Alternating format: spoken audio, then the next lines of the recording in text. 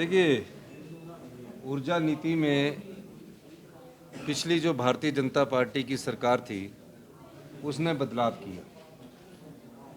उससे पहले जो भी हमारी सरकार थी 2012 से 17 तक, और जो भारतीय जनता पार्टी की 2017 से 22 के उसकी ऊर्जा नीति का अगर अध्ययन करें तो जो इन्वेस्टमेंट मीट के नाम पर धर्मशाला में जो हमारे इन्होंने कार्यक्रम किया उसमें किस प्रकार के MOU साइन किए।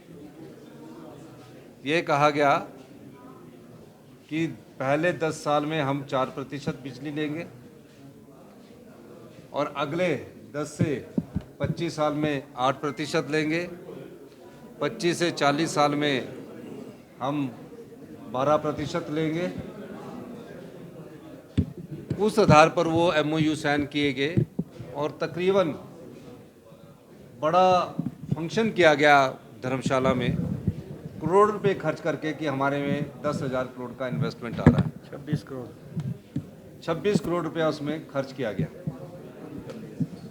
अब देखने तंबू में 26 करोड़ रुपया खर्च किया गया और क्या किस लिए खर्च किया गया कि हिमाचल को बेच दिया गया। हमारी सरकार बनने के बाद हमने सबसे पहला परिवर्तन किया कि जो हमारी 12% फ्री रॉयल्टी थी पहले 12 साल में, 12 से 30 साल में 18% और 30 से 40 साल में 30% रॉयल्टी हमें मिलनी चाहिए और 40 साल बाद वो प्रोजेक्ट हिमाचल प्रदेश के पास वापस आना चाहिए। इन्होंने क्या परिवर्तन किया, पहले 10 साल में 4%, 10 से 25 साल में 8%, 25 से 40 साल में 12% और 40 साल के बाद जो प्रोजेक्ट जाएगा उसको ये लाइफ लॉन्ग उससे 25% बिजली मिलेगी। और जो लाडा होता था वो भी इन प्रोजेक्टों में ख़त्म कर दिया गया। जो हमारे को GST के रूप में टैक्स आना था वो भी इन्होंने ख़त्म कर दिया गया। हमने फैसला किया, हमारी सरकार ने फैसला किया और हमारी सरकार ने ये फैसला किया कि जो भारतीय जनता पार्टी ने सरकार के हितों को बेचा है इस पर पुनर्विचार किया जाएगा। और हमने पुनर्विचार करते हुए SJVNL को नोटिस दिया है, सुन्नी का, लूरी का, धौला सिद्ध पावर प्रोजेक्ट का, कि आप हमारे साथ हमें पहले 10 साल में 20% या और 20 से 30 में 30% और 30 से 40 में 40% हमें फ्री बिजली देंगे और उसके बाद आप हमारे को ये प्रोजेक्ट वापस कर देंगे। उन्होंने हमें चिट्ठी लिखी है और उस चिट्ठी के आधार पर हमने उनको दोबारा कहा है कि हम नेगोशिएशंस करने के लिए तैयार है। वो हाई कोर्ट में गए, हाई कोर्ट ने भी ये कहा कि इसका एमिकेबल सेटलमेंट होना चाहिए।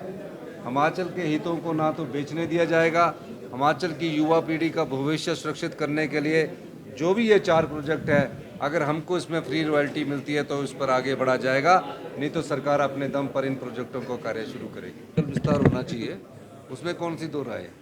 सर, जयराम ठाकुर कह रहे हैं कि संस्थानों को डिनोटिफाई किया गया है, नुकसान हुआ है और आपदा जो है वो सरकार आपदा बनकर आई, इस तरह का कहना। देखिए, जयराम ठाकुर जी ने क्या किया कि चुनावों के 6 और 9 महीने पहले थोक में संस्थान खोल दिए, 900 के संस्थान खोल दिए, नोटिफिकेशन कर दी, ना कर्मचारियों की भर्ती की, कहाँ खुलेंगे वहाँ की भर्ती नहीं की और कहा कि हम दोबारा चुनाव में आएंगे तब देखेंगे। अब हम जो संस्थान खोल रहे हैं उसमें पहले कर्मचारियों की भर्ती कर रहे हैं और कर्मचारियों की भर्ती करने के बाद जहाँ नीड बेस्ड होगा वहाँ संस्थानों को खोला जाएगा। निष्कास जो भी चयन नियोग के परिणाम फंसे हैं उनको निकालने की प्रक्रिया शुरू हो गई है और कुछ परिणाम निकल गए, कुछ का रिजल्ट आने वाले समय में आ जाएगा।